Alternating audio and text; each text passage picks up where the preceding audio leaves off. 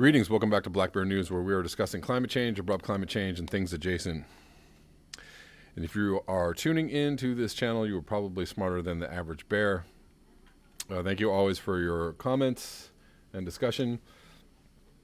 Again, I'm just going to talk about the fact that they're really greatly diminishing my views on YouTube. This seems to be happening to a lot of channels. I don't really like to bring this up all the time, but the reason why I'm bringing it up is because it seems that when you say something about it, all of a sudden things change on the next video or the next day, right? Like things totally... and this is kind of like just across the board. Generally, something I see is that when you alert people to something that's going on, that the powers that be think that nobody's noticing. Oh, when you notice, they go, oh, okay. Somehow it seems to elicit some kind of change. And that even extends on some weird paranoid level about when I have in the past talked about contrails. I'm not talking about anything else other than contrails, persistent contrails that you see from planes in the sky. When I used to talk about that, they would suddenly disappear the next day. And you would think maybe that's the ravings or rantings of a paranoid person, but the fact is when that happened over and over again, probably more than 5 times, then, it starts to be much less of a coincidence and more of a pattern of cause and effect. Anyway, so when I talk about my YouTube channel being squashed, then, they change up the algorithms, or they say, oh, he's noticing, he's saying something, let's not do it. And that is actually the power of independent alternative media, which is way more powerful than people think. And the reason why that it's powerful is because they're going to such great lengths to squash it, to suppress it, to quell the voices of dissent. If they weren't that worried about it, or if it wasn't having some kind of effect or some kind of change, then they wouldn't care. Then people would just be allowed to say what they had to say, and the powers that be wouldn't be all that worried about it. But they seem to be very concerned. And I've seen in recent past the power of alternative media to change the course of certain events. Again, I think the 2016 election was greatly impacted by alternative media, and that Bernie's rise and very, very close succession to the nomination for the presidency was really due to the fact that alternative media and independent media was in place and alerting people to this candidate who was so much better than Hillary Clinton, and alerting people to the possible problems and dangers of having Hillary Clinton as president. And you could be, if you're mad at Bernie Sanders, maybe correct your thinking in the fact that maybe you should have supported the candidate who had more authenticity and more care for the common man and the planet on the whole. Don't be mad at Bernie Sanders. Be mad at the DNC forcing down a terrible candidate upon the people.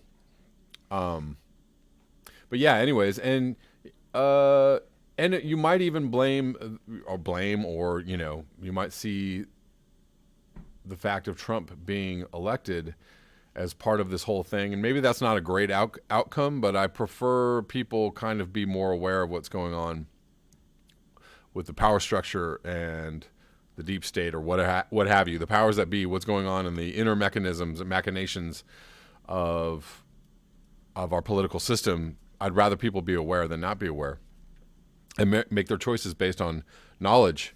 A few other instances that I can think of recently is that the attempted coup in Venezuela has not really been accepted, has not really been successful, and it looks like that's just not, they're barely pressuring that now. And it seems to have kind of gone away and fallen off the pages of the news, the mainstream media news. And the attempt to staged something in Iran has also kind of gone by the wayside. And I really actually chalk that mainly up to independent media raising their voices around this and raising attention to, raising awareness and calling attention like, hey, no, this is not okay.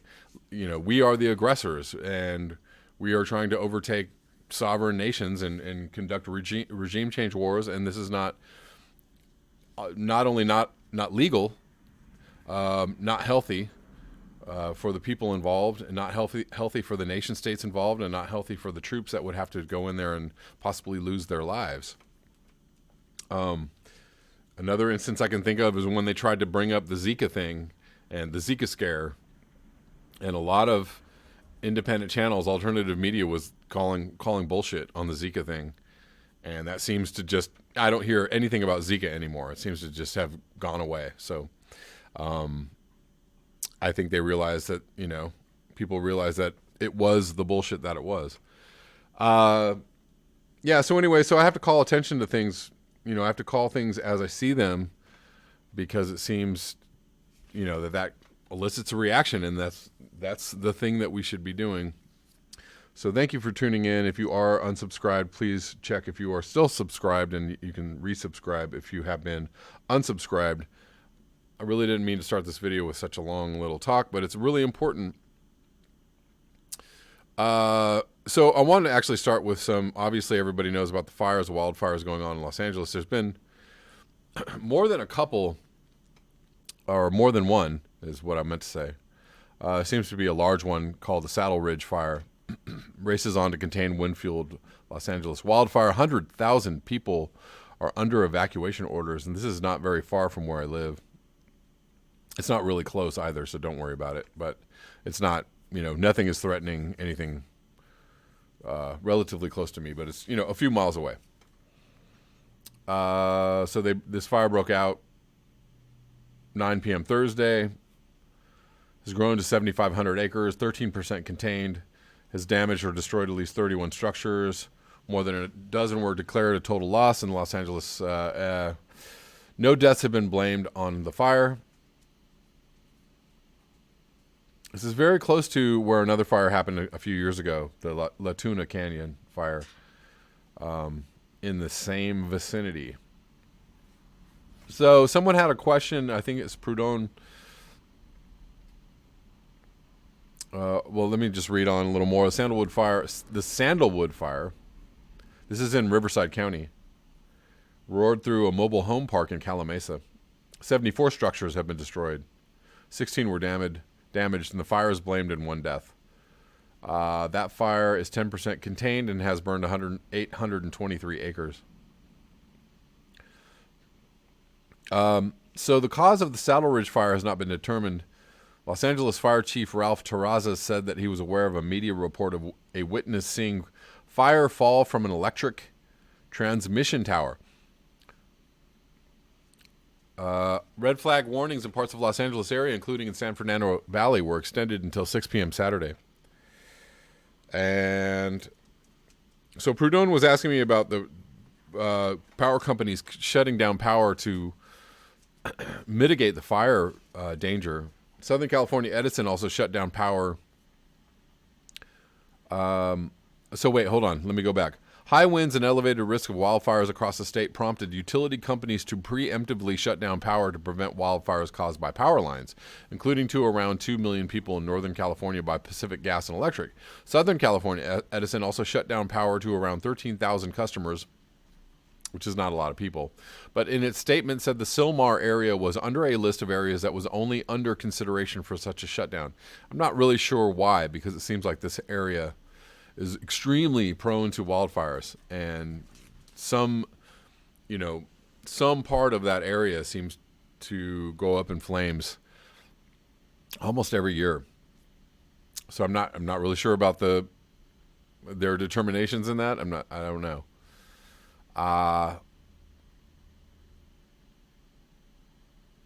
Spokesperson for the utility said that some of the Sylmar area is covered by SCE, but another part is covered by the Los Angeles Department of Water and Power. LADWP said this week that it does not conduct public safety shutoffs before or during wind events, saying that its coverage area is highly urbanized and faces less wildfire risks. Determining the cause and origin of the fire is a lengthy process. Northern California Pacific Gas and Electric said in a statement Friday that power had been restored to nearly all of the 738,000 customers. That's a lot of customers.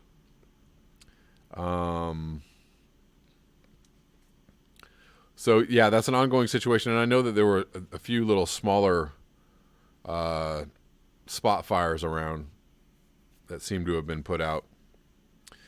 And I'm going to just briefly cover this from the latest EcoShock radio show.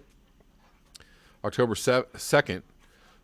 Parts of Australia at catastrophic fire danger. And we've read some things about this before. Massive wildfires have appeared on every continent except Antarctica. Now it is hitting Australia, even at the end of the winter there, with temperatures about 10 degrees C over 20 degrees Fahrenheit above normal. Over 130 bushfires were crackling over Australia in early September. A veteran Australian fire expert warns climate change makes the risk much worse, and it may break down the country's fire defense system. And now, strangely, a change high above Antarctica makes this year's fire season even more ominous. Greg Mullins, former Commissioner of Fire and Rescue for New South Wales for 13 years until his retirement in 2017.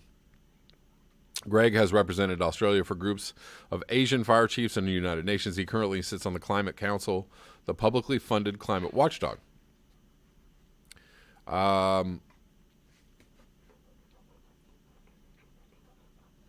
Australia has a history of fires going back to Aboriginal times. And he says climate has changed the game. He warns that Australia's method of sharing firefighters and equipment could break down. There used to be a succession of fire seasons across that large continent, so each state could share equipment and firefighters. Now there can be concurrent fires, meaning there is less to share. Also, Australia had gotten some help from firefighters and equipment from California, but now California's fire season is all year long.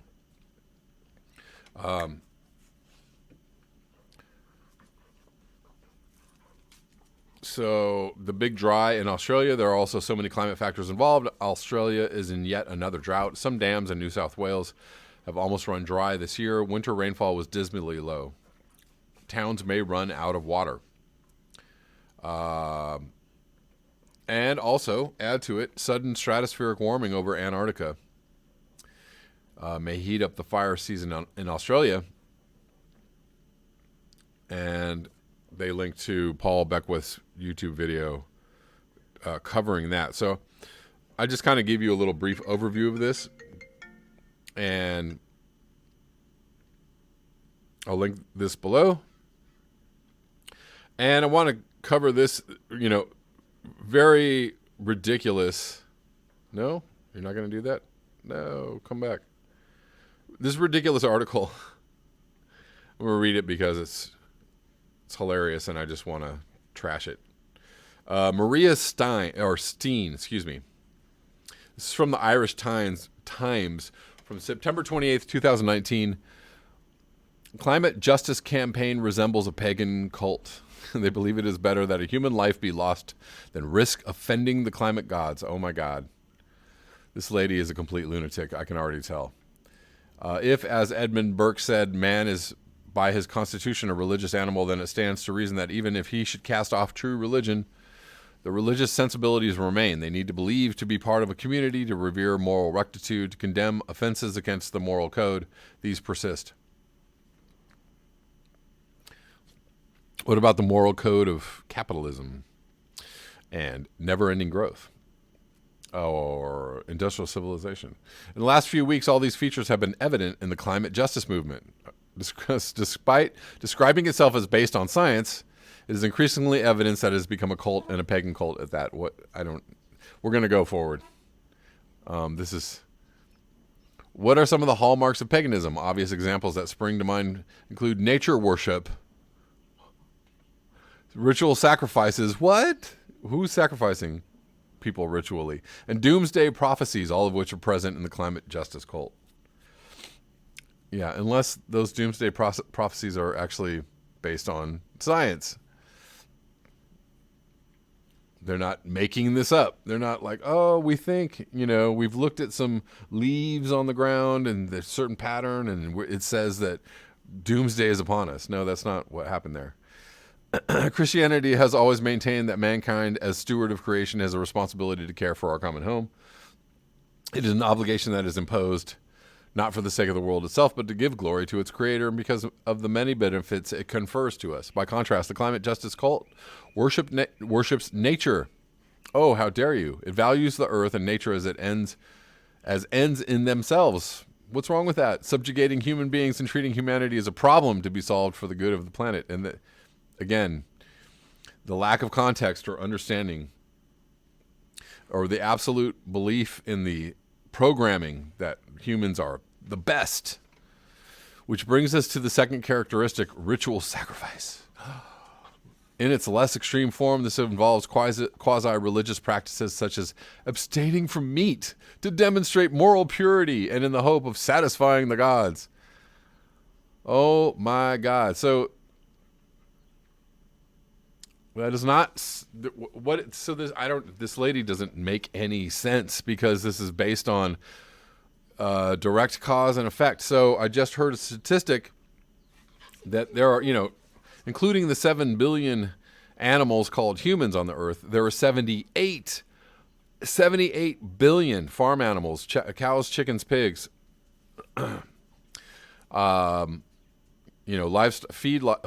livestock, that are eating probably more food than humans. And the amount of fossil fuels and resources it takes to grow all of that water, resources that it takes to grow all that food for the animals so that we can kill them and then eat them. Not to mention the agricultural runoff, the deforestation, the methane release. These are all the data points on which people are making their decision not to eat meat. You dumb.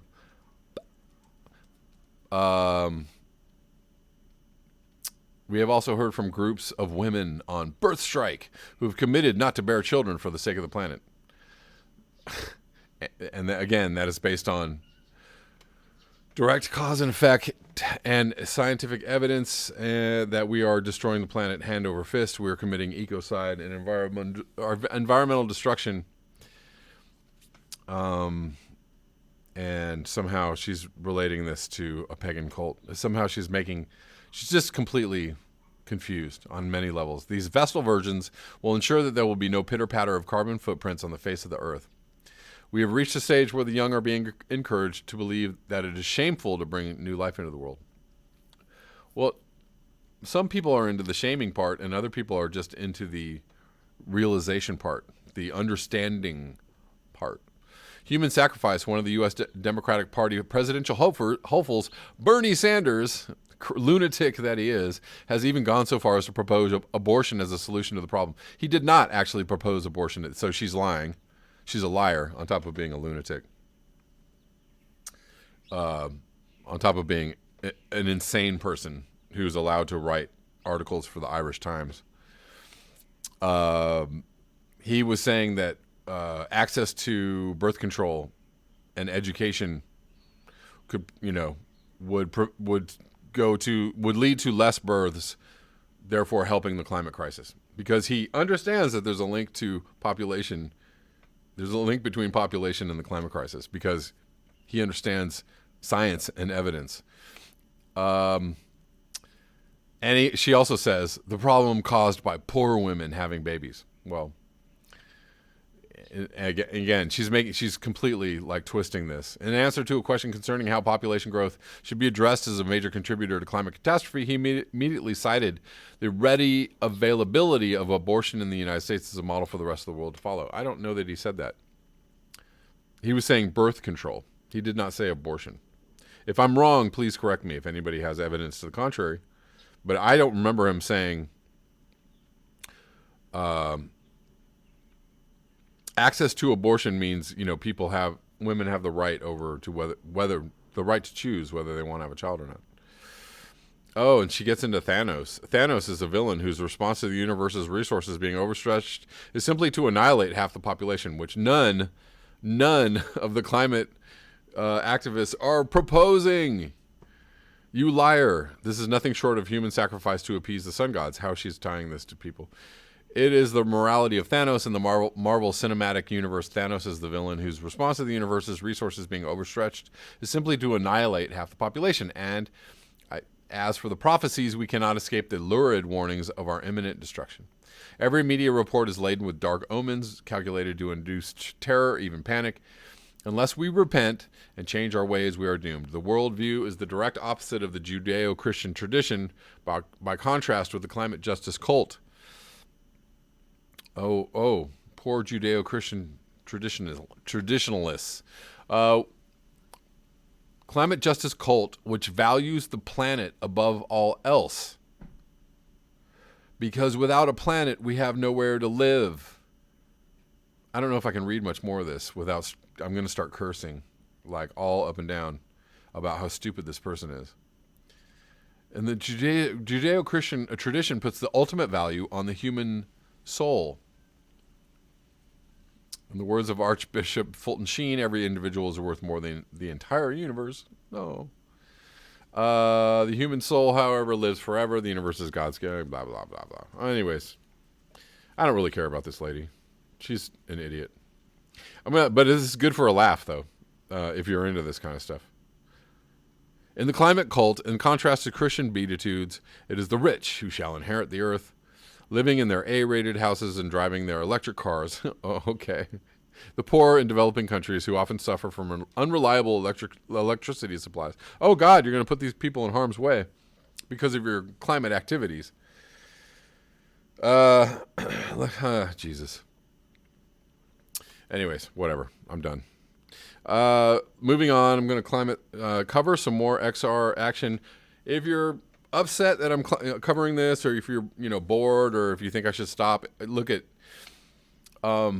in the UK they have Extinction Rebellion leaders or spokespeople on panels on the mainstream news, on the BBC and on Sky News.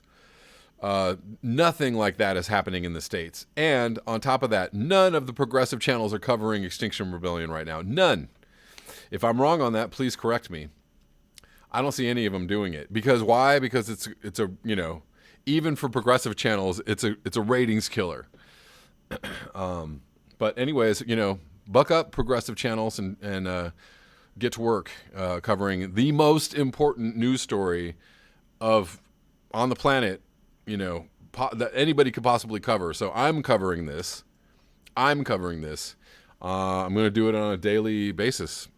So, buckle up and enjoy the ride, because this, no one else is doing anything about this. And no one else on the planet is doing anything on the level that these folks are doing. And this is news, and this is happening right now, so I'm going to cover it. Rebel Daily 4, Planes, Boats, and Automobiles. Day 4, the rebellion saw rebels acting out of love and extraordinary courage. XR New York shut down Times Square with a lime green boat. UK rebels descended on London City Airport and even climbed onto a plane. Yes, and Berlin switched up their tactics to keep disrupting the city. Rebels in Rio and Mexico City performed dynamic, creative expressions of natural wonder under threat, and rebel organizers across Colombia are hitting their disruptive stride. With every day that passes, the rebel spirit seems to swell and surge, screaming its refusal to accept an ecocidal system any longer. We are facing a planetary emergency. This is the biggest challenge humanity has ever encountered. A threat to our very existence. To have a chance at surviving, we must give everything we can. Right now, the challenge is to convince people everywhere that this is real and it's happening right now. When we come together in love for the planet and each other, we are unstoppable. All around the world, people are waking up to their own power and choosing to rebel. Can you imagine how loud we could shout if all of us, every single one of us, found our voice? The time is now, that's now, for you to choose extinction or rebellion.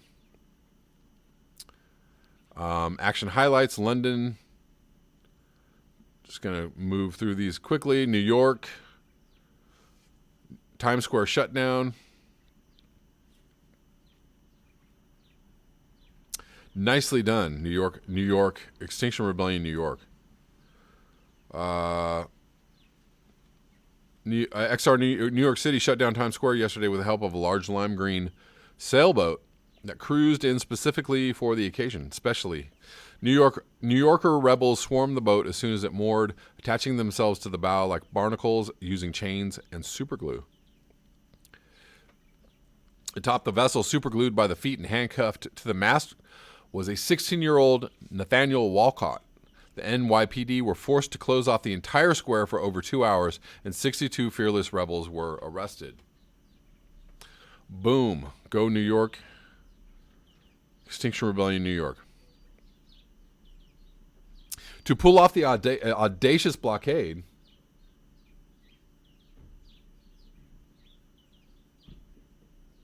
weird.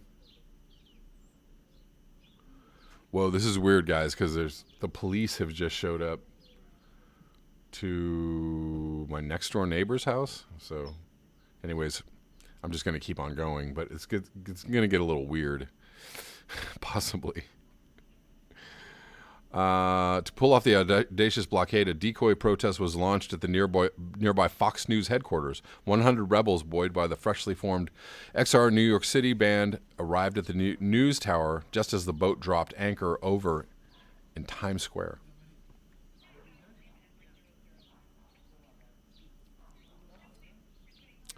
Berlin, Plan B.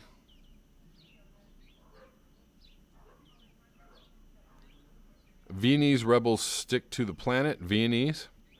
And Vienna, Italy. Rio de Janeiro, Brazil. Mexico City, Mexico also had an action. Madrid, Spain. And on it goes.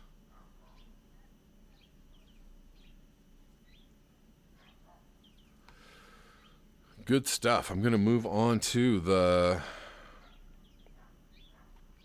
next one. As this video gets very, very long. The Rebel Daily 5, non-violently hitting our stride. As we approached the first weekend of the October Rebellion, it was humbling and inspiring to see that rebels showed no signs of slowing down. In fact, Day 5 was marked by a series of exciting milestones. XR Dublin had their first arrests. XR Israel reached a new level of direct action as rebels glued themselves to the National Stock Exchange in Tel Aviv. Nice. And Aussie rebels pioneered the delightful new concept of civil disobedience. While some sites have been cleared... Hold on, let's go down here. While some sites have been cleared of permanent roadblocks, rebels stayed resilient everywhere. Hunger strikers in Italy entered their 5th day and declared their intent to continue until the Italian Prime Minister agreed to meet them. Rebels in Australia were undeterred by their own government's plans to fast-track laws targeting protesters. While in Paris, rebels withdrew from Châtelet, but only in order to later reappear in a yet more disruptive location. Day 5 also featured beautiful instances of solidarity between human beings facing the same fate. In Paris, the Yellow Vests supported XR actions. Yes. Whoops. No, not the microphone. Flaccidity. In spite of police attempts to set the groups at odds. In Buenos Aires, rebels came out to support the native Argentinian population on the last day of Free Peoples, which has been celebrated since before the start of the Spanish invasion of the Americas in 1492. In the words of a rebel in France, each in our own way, but ultimately together, this is how we will win. I'm going to link both of these updates in the description box, and that is all I have for you today. Thank you so much for your eyes, your ears, and your conscience. If you would like to support this channel, you can do so at the links below. Until next time, peace.